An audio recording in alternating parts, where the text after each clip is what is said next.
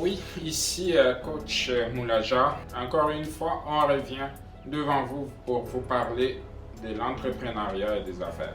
Moi-même, je suis propriétaire de plusieurs entreprises. Ceux qui me connaissent la Congolaise. La Congolaise parle, MK Santé, bientôt d'autres projets. On a été dans la production et on est connu à travers l'Amérique du Nord. Et bientôt, on se lance un défi de transformer le Congo.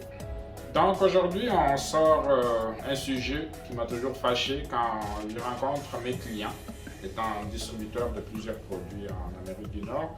Les autres communautés disent des Congolais qu'on est plus des ambianceurs, plus des musiciens, des consommateurs, bref, rien que ça. On dit de nous qu'on aime la bière, on dit de nous qu'on aime les femmes, ce qui est tout à fait naturel. Mais pourtant, on peut être plus que ça.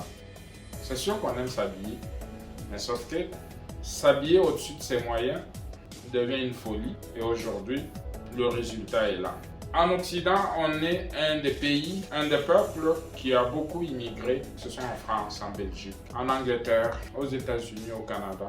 Mais pourtant, partout où on passe, nos entrepreneurs ne sont pas les plus dynamiques sur le terrain. Pourquoi? Puisqu'on a un fléau qui nous ronge. Le même fléau ronge notre pays et nous, à l'extérieur du pays, on fait la même chose.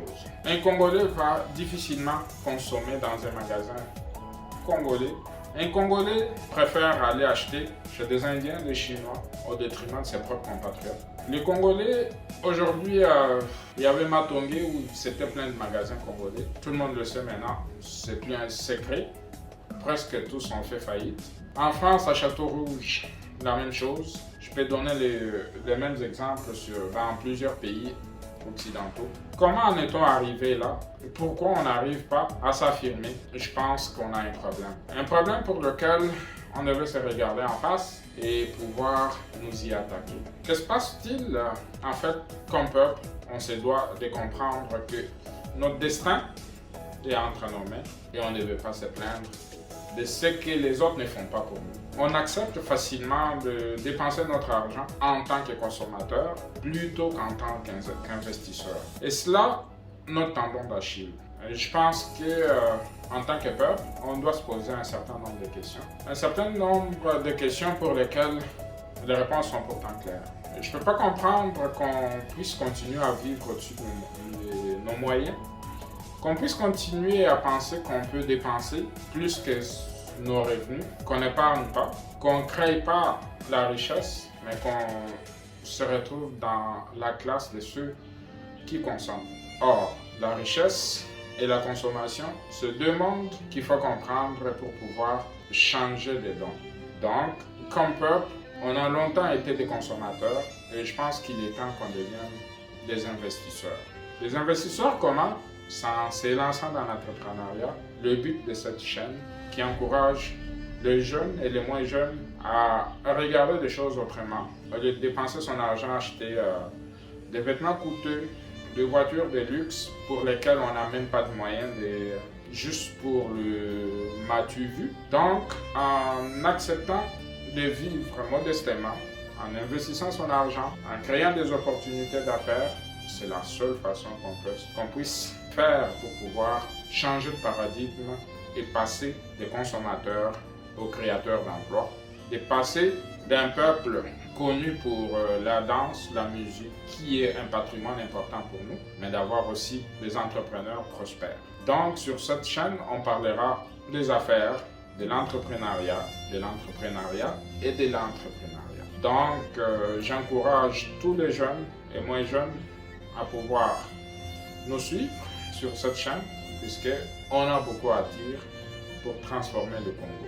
Le Congo de demain doit être différent du Congo d'aujourd'hui. On s'est souvent moqué de nous par les autres qui ont profité de nos richesses, par notre naïveté en partie, puisqu'on a voulu servir les autres au détriment de nos propres compatriotes. Et aujourd'hui, je pense qu'il est temps qu'on puisse avoir notre réseau de milliardaires.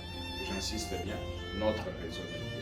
On ne peut plus continuer à regarder les autres venir au Congo et s'enrichir, et notre jeunesse faire le contraire, quitter le Congo pour l'Occident, et la plupart du temps pour aller chercher des miettes. Le Congo est un pays certes riche, potentiellement comme on dit, mais en même temps, on est capable de transformer ce potentiel riche en une réelle activité économique qui pourrait faire prospérer la nation, créer des riches et faire respecter le Congo.